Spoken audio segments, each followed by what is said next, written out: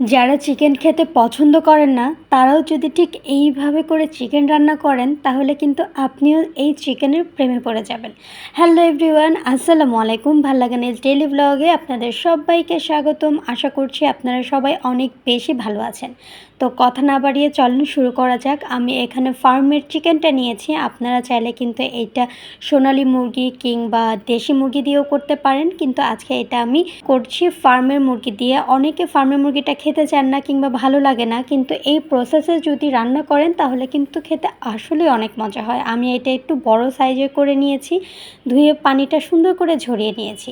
এবার আমি এর মধ্যে দিয়ে দিচ্ছি সামান্য পরিমাণে লবণ আর দিচ্ছি সামান্য পরিমাণে জর্দার রং।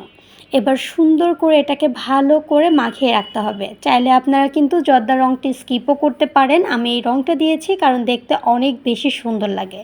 এবার আমি এটাকে 10 থেকে 15 মিনিটের মতো ঠিক এইভাবে মাখিয়ে রেখে দেব।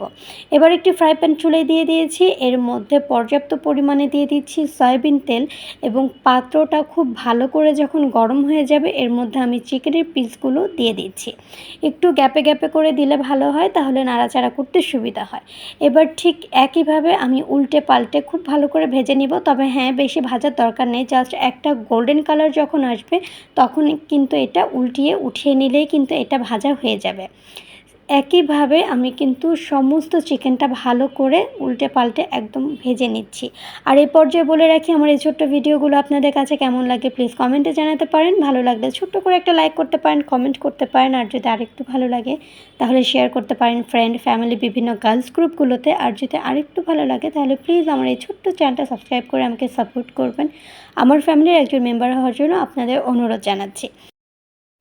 কথা বলতে বলতে কিন্তু এই চিকেনগুলো আমার ভাজা হয়ে গেছে। আমি কিন্তু এটা ওভারকুকড করি নাই, জাস্ট একটু গোল্ডেন কালার করে নামিয়ে নিচ্ছি। এবার আমি পরবর্তী চিকেনগুলো কিন্তু ঠিক একইভাবে আমি ভেজে নিচ্ছি।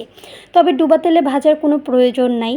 যেরকম আমি তেলটা দিয়েছি এরকম করে কিন্তু সুন্দর করে এপাশ ওপাশ করে গোল্ডেন একটা ব্রাউন কালার হলেই কিন্তু তুলে নিতে পারেন। আর যেহেতু ফার্মের মুরগিটা এমনিও খুব একটা খাইতে মজা লাগে না, এটাকে যদি একটু ফ্রাই করে খাওয়া যায় তাহলে আপনি বুঝতেই পারবেন না যে আপনি ফার্মের মুরগি খাচ্ছেন না সোনালী মুরগি খাচ্ছেন। এই তো দেখতেই পাচ্ছেন আমার কিন্তু সমস্ত চিকেন ভাজা হয়ে গিয়েছে। এবার এই তেলটার মধ্যে আমি আলুগুলো ভেজে নিচ্ছি। আলুগুলো দিয়ে দিয়েছি, এর মধ্যে লবণ দিয়েছি আর সামান্য পরিমাণে একটু জর্দার রং দিয়েছি। এবার সুন্দর করে এটাকে একটা গোল্ডেন কালার করে ভেজে নিচ্ছি। আপনারা যারা আলু পছন্দ করেন না তারা চাইলে আলুটা স্কিপও করতে পারেন, কিন্তু আমার জামাই আলু খাইতে অনেক বেশি পছন্দ করে, সেজন্য আমি এখানে একটু আলু অ্যাড করেছি। তবে আলুর পরিমাণটা কিন্তু আমি খুবই অল্প দিয়েছি যাতে ওর খাইতেটা ভালো লাগে। এবার ভাজা হয়ে গেলে আমি এই আলুগুলো তুলে নিচ্ছি। দেখতেই পাচ্ছেন আলুগুলো কিন্তু খুব সুন্দর একটা গোল্ডেন কালার চলে আসছে। আমি ফ্রাই প্যানটা চেঞ্জ করে দিয়েছি, এর মধ্যে কিছু গোটা মশলা দিব। এর মধ্যে স্টার অ্যানিচ আছে, বড় এলাচ আছে, গোলমরিচ, লবঙ্গ, দারুচিনি, এলাচ, তারপর আছে গোলমরিচ। দেখে নিশ্চয়ই বুঝতে পারছেন মশলাটা একটু বেশি হবে, কারণ এখানে আমি প্রায় 3.5 কেজির মতো চিকেন রান্না করছি, সেক্ষেত্রে তো একটু বেশি হবে, তাই না? এবারে তেলটা যখন গরম হয়ে যাবে আমি এই তেলটার মধ্যে প্রায় 4 কাপ পরিমাণে দিয়েছি পেঁয়াজ কুচি। আর পেঁয়াজটা একটু কুচো করে দিলেই কিন্তু রান্নাটা খুব দ্রুত হয়ে যায়, কারণ পেঁয়াজ ভাজতেও কিন্তু একটু সময় লাগে। এই তো দেখতেই পাচ্ছেন যখন এটা একটু সফট হয়ে যাবে এই পর্যায়ে আমি এর মধ্যে অ্যাড করছি কাঁচামরিচ কুচি। এটা যে যার পরিমাণ মতো বা স্বাদ মতো আপনারা এখানে অ্যাড করে নিতে পারেন। তবে কাঁচামরিচটা দিলে খুব সুন্দর একটা ফ্লেভার এর মধ্যে অ্যাড হয়। এবার এর মধ্যে আমি দিয়ে দিচ্ছি স্বাদ মতো লবণ। লবণ দেওয়ার সময় খেয়াল রাখতে হবে, আমরা কিন্তু চিকেন ভাজার সময় দিয়েছিলাম লবণ। তো এর মধ্যে আমি 5 চামচ পরিমাণে দিচ্ছি আদা রসুন পেস্ট, একসাথে করা ছিল, একসাথেই দিচ্ছি। আর এখানে একটু বেশি লাগবে কারণ চিকেনের পরিমাণটা একটু বেশি। এবার এই তেলটার সাথে আদা রসুনটা খুব ভালো করে একটু ফ্রাই করে নিতে হবে যাতে আদা রসুনের উগ্র একটা স্মেল চলে যায়। এবার এটার মধ্যে দিচ্ছি আমি 1 চামচ থেকে 1.5 চামচ পরিমাণে হলুদের গুঁড়া, আর দিয়ে দিচ্ছি 2.5 চামচের মতো লাল মরিচের গুঁড়া, আর এর মধ্যে দিয়ে দিচ্ছি 2 চামচের মতো ধনিয়া গুঁড়া। এবার সমস্ত কিছু একসাথে খুব ভালো করে মিশিয়ে নিতে হবে। মোট কথা মশলাটা যত ভালো করে আপনি কষাতে পারবেন আপনার যে কোনো রান্নাই খেতে অনেক বেশি ভালো লাগবে। আর আমি কিন্তু এই মশলাটা তেলের উপরে বেশ অনেকক্ষণ এরকম করে কষিয়ে নিয়েছি। এবার এর মধ্যে আমি দিয়ে দিচ্ছি 2 কাপ পরিমাণে পানি। তবে পানিটা যদি হালকা কুসুম গরম পানি দেন তাহলে কষানোটা অনেক বেশি ভালো হয়। এবারে পানি অ্যাড করে আমি এটাকে নাড়াচাড়া করে ঢেকে দিলাম জাস্ট এইটাকে খুব সুন্দর করে কষানোর জন্য। দেখতেই পাচ্ছেন তেলটা কিন্তু অলরেডি উপরে উঠেই গিয়েছে। এবারে খুব সুন্দর করে নাড়াচাড়া করে আমি একসাথে মিশিয়ে দিয়েছিলাম। কি ভাবছেন অনেক ঝাল হবে? একেবারেই না, ঝালটা একদম লাইট হয়েছে, খুব একটা বেশি ঝাল হয় নাই। এবার যে চিকেনগুলো ভেজে রেখেছিলাম সেই চিকেনগুলো আমি একে একে করে এই মশলাটার মধ্যে দিয়ে দিচ্ছি। দেখতেই পাচ্ছেন তেলটা কিন্তু উপরে অলরেডি উঠে গিয়েছে। মশলাটা কিন্তু আমি দুবার করে কষিয়েছি যাতে করে গ্রেভিটা অনেক বেশি মজা হয়।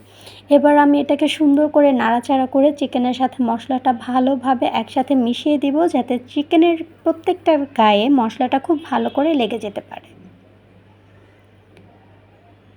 এই তো দেখতেই পাচ্ছেন এটা কিন্তু মাখানো হয়ে গিয়েছে। এবার এর মধ্যে যে আলুগুলো আমি ফ্রাই করে রেখেছিলাম আলুগুলো এটার মধ্যে দিয়ে দিয়েছি, কারণ চিকেনটা হতে খুব একটা বেশি সময় লাগবে না। আর সেই সাথে যাতে আলুটাও হয়ে যায় এজন্য দুটো আমি একসাথে দিয়ে দিয়েছি। এবার সুন্দর করে একসাথে নাড়াচাড়া করে এটাকে আমি জাস্ট একটু কষাই নেব। ভাইরে ভাই আমার পাত্রটা একটু ছোট হয়ে গেছে এজন্য নাড়াচাড়া করতে একটু প্রবলেম হয়ে গেছে। আপনারা চাইলে একটু বড় পাত্রে দিতে পারেন। তো আমি কষ্ট করে এটাই রান্না করেছি।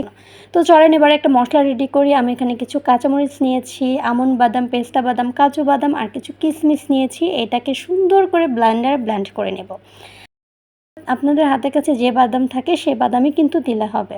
দেখতেই পাচ্ছেন এটা যে এত সুন্দর হয়েছে, একদম পুরো মাখনের মতো হয়েছে, খুবই সুন্দর হয়েছে। এটা আমি পুরোটাই এখানে দিয়ে দিয়েছি। এবার চিকেনের সাথে এই বাদামটা সুন্দর করে নাড়াচাড়া করে মিশিয়ে নিব।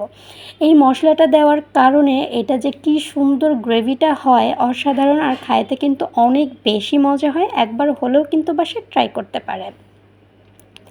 একসাথে বেশি করে রান্না করছি কারণ আজকে আমার বাসায় অনেক গেস্ট আসছে, সবাই মিলে একসাথে মজা করে খাবো, সেই জন্য তাড়াহুড়া করে এই রেসিপিটাই মনে হলো করি। আর এই চিকেনের ঝাল রেসিপিটা একবার হলেও কিন্তু বাসায় ট্রাই করে দেখবেন, আপনিও কিন্তু এর ফ্যান হয়ে যাবেন।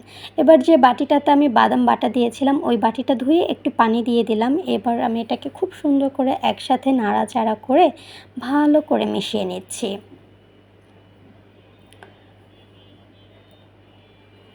জাস্ট যখন মেশানো হয়ে যাবে এবার আমি এর মধ্যে কিছুটা গরম পানি অ্যাড করছি জাস্ট সেদ্ধ হওয়ার জন্য। এখানে আমি 2 কাপ পরিমাণে দিয়েছি গরম পানি, কারণ হচ্ছে চিকেনটা অলরেডি ডান হয়ে গিয়েছে, খুব একটা বেশি এটার ঝোল রাখবো না, আমি শুকাই ফেলবো।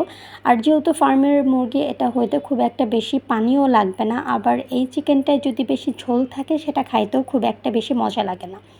এই জন্য আমি এখানে অল্প করে পানি দিয়েছি। এবার সুন্দর করে এটাকে ঢাকা দিয়ে দিচ্ছি।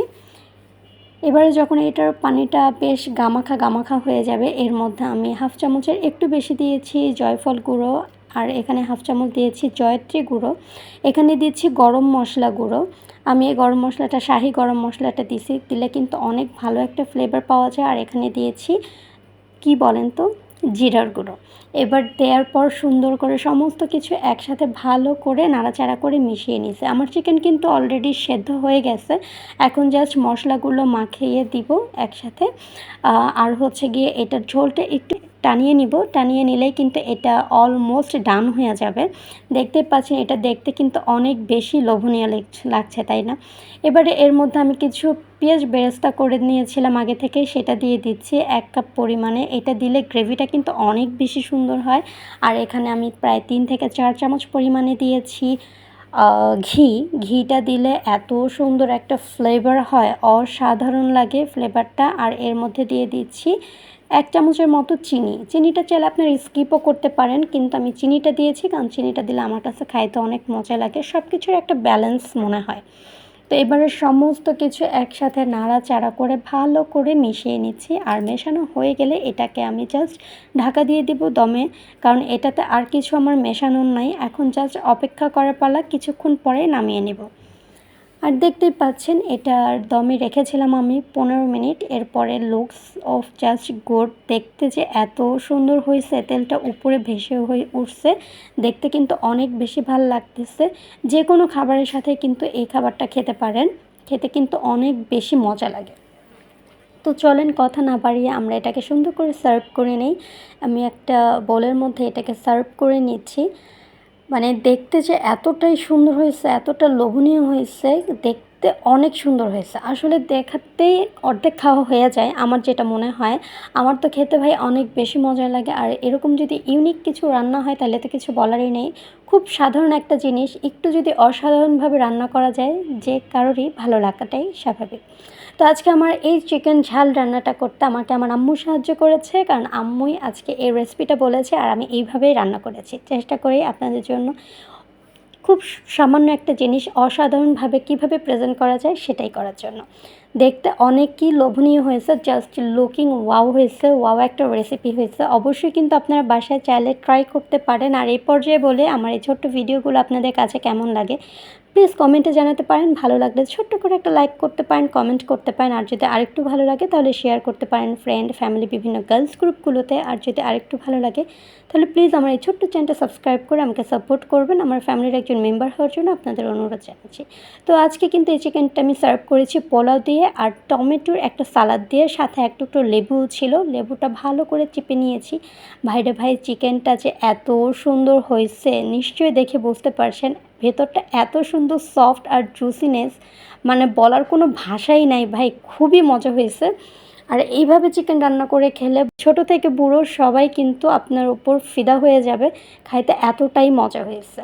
আমি তো এটা পোলাও দিয়ে সার্ভ করেছি, আপনারা চাইলে সাদা ভাত কিংবা খিচুড়ির সাথেও যদি খান, নতুবা পরোটা, নান এগুলোর সাথেও কিন্তু খাইতে অনেক বেশি মজা লাগবে। টমেটো সালাদ দিয়ে খাইতে জাস্ট ওয়াও লাগতেছিল, জাস্ট ওয়াও, কিছু জাস্ট বলার হবে না, জাস্ট খাওয়াটাই হবে শুধু। তো আজ এখানেই বিদায় নিচ্ছি, দেখা হবে পরবর্তী কোনো ভিডিওতে। সে পর্যন্ত সবাই ভালো থাকবেন, সুস্থ থাকবেন, ভাল লাগে না এই ডেইলি ব্লগের সাথেই থাকবেন। দেখা হবে পরবর্তী কোনো ভিডিওতে। আল্লাহ হাফিজ।